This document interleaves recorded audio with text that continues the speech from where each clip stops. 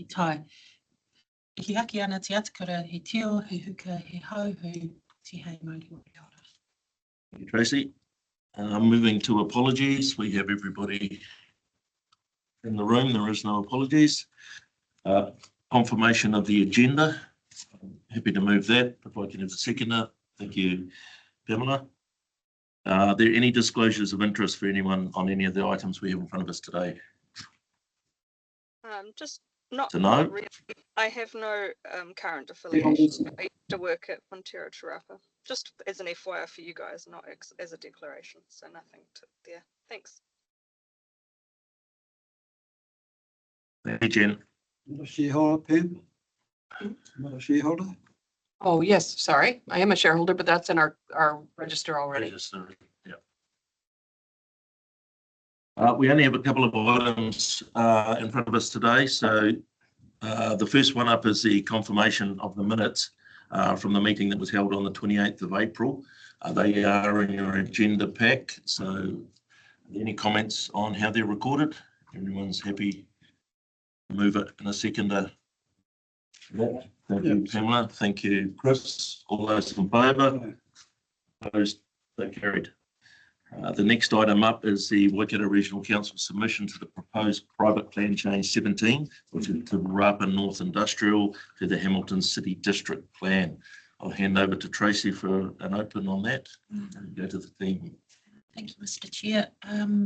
So this is, I would like to think, a fairly straightforward private plan change proposal that has been received by Hamilton City Council. As you'll see, we're supportive, but there are a few issues. Before I hand over to Lizette and Paul, I'd just like to introduce Paul. It's the first time we've had Paul in front of the committee. Paul is not Katrina, who has written the report.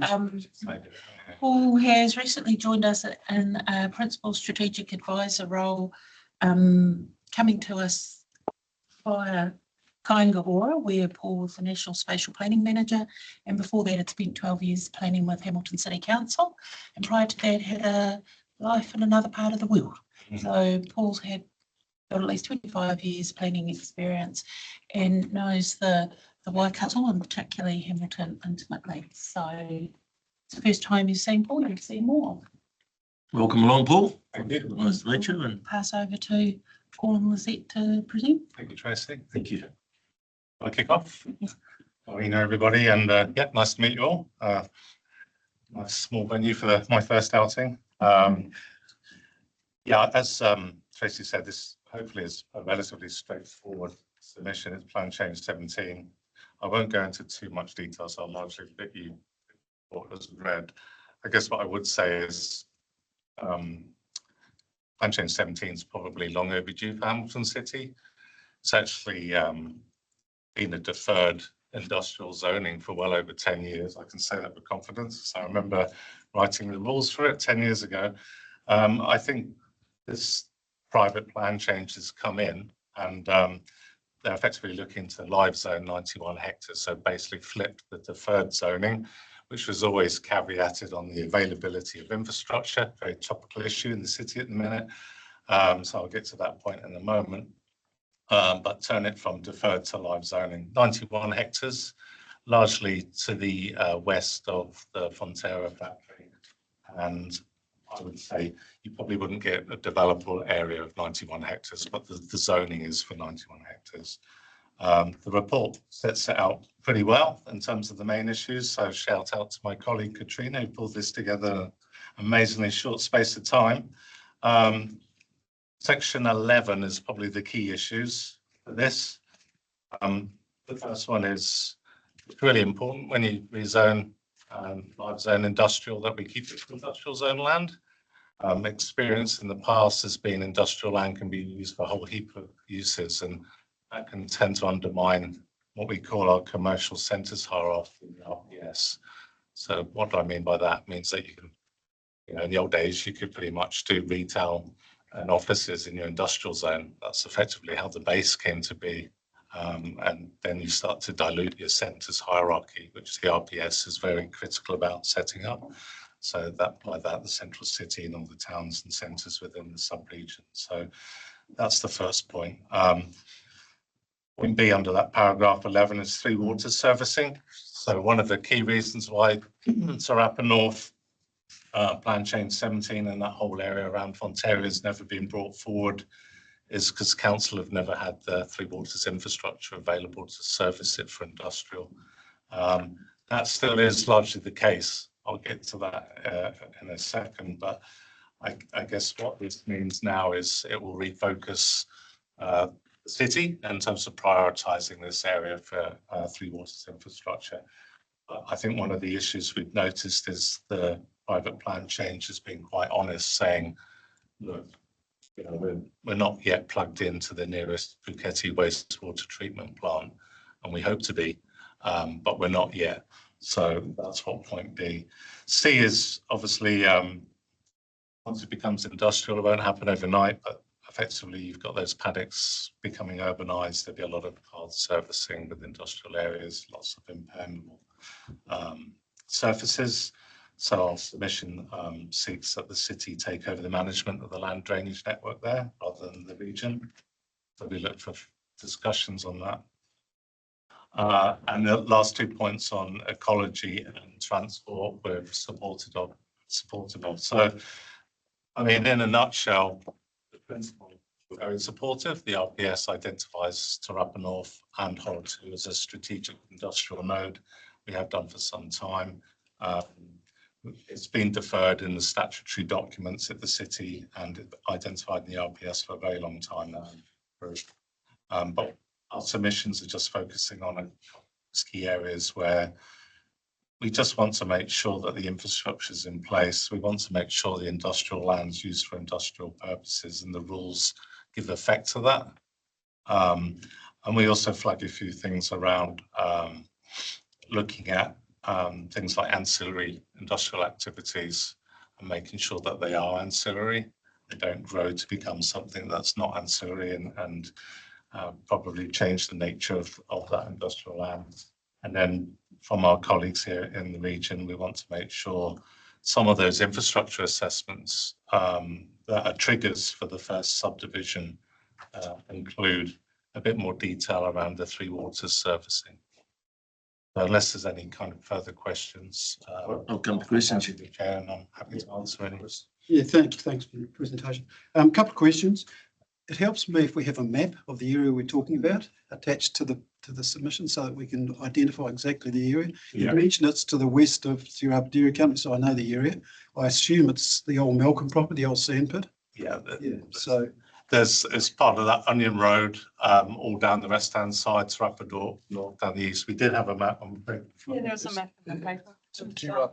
Yes, we're trying to get one up. Malcolm, Yeah.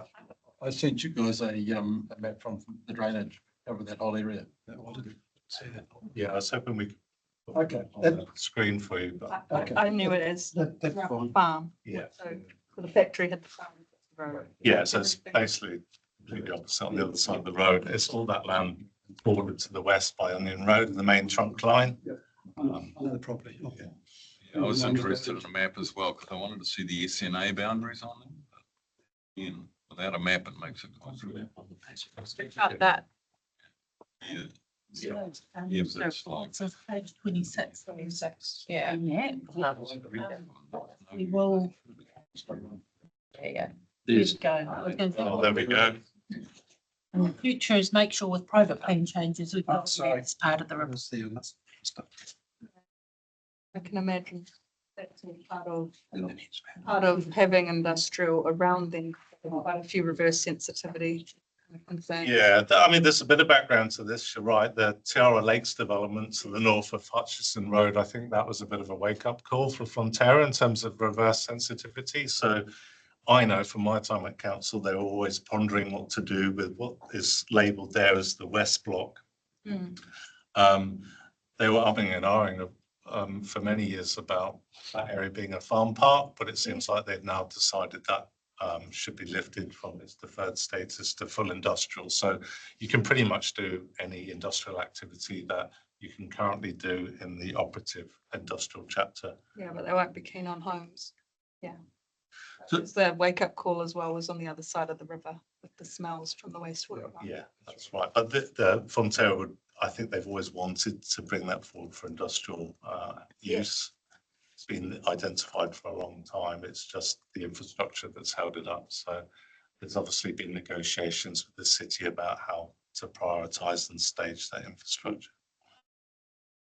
Chris, did you have another question? No, that's my. So was it? Paul, just around the land drainage network, and is there any implications if that's not handed over to Hamilton City? It's a good question. Yeah, that would fall back on us. I don't know what the details are, but our colleagues have requested that Hamilton City take that on. Yeah, please, Tracy. Yeah. Perhaps just through the chair to help the committee, it has been standard practice from ICM where something becomes fully urbanised, that actually goes to the territorial authority because the issues are actually quite different. Stormwater.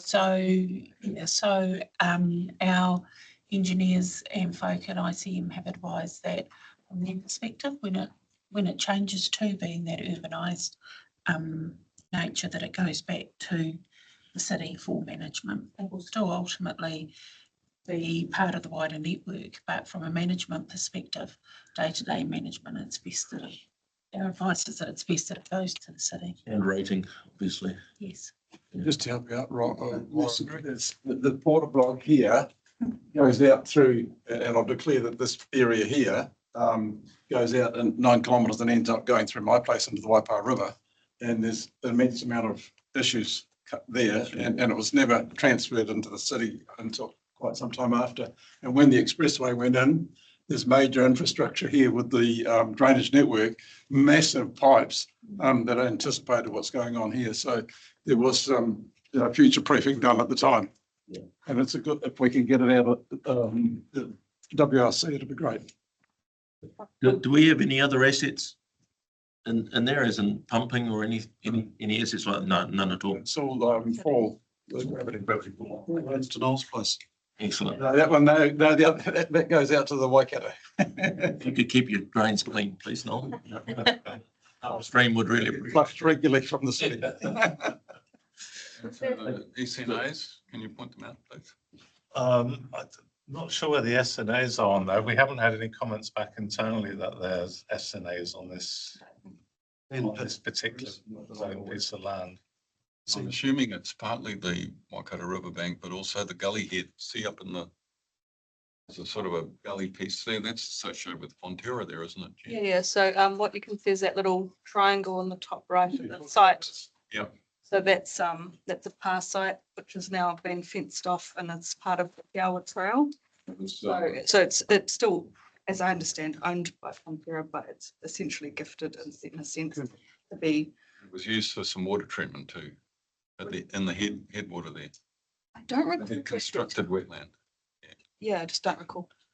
And Tracy, sorry, Tracy's just got a comment around that, Bruce. So the plan change has been passed our ecology team. They haven't raised any other issues other than the issues in regard to our pickers and the need to be cognizant of them. Yeah, I saw those comments. I was just interested in what it looks like on the map. Yeah. I imagine if there's anything, it would be where that house is on the right along the river, where that kind of continues along the river. But otherwise, it's all pretty much just paddocks.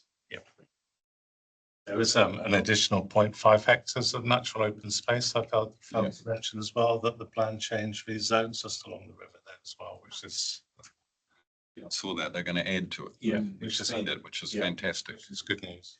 I read it some time ago when it first came out. Was there anything mentioned? I didn't see it about, anything along the corridor, the road corridor.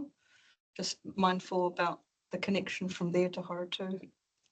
Did we need to mention anything? We've supported the transport improvements and PT connections, so that's a good sign. I think they always intended to upgrade the Te Rapa corridor once Chawa Lakes had taken off.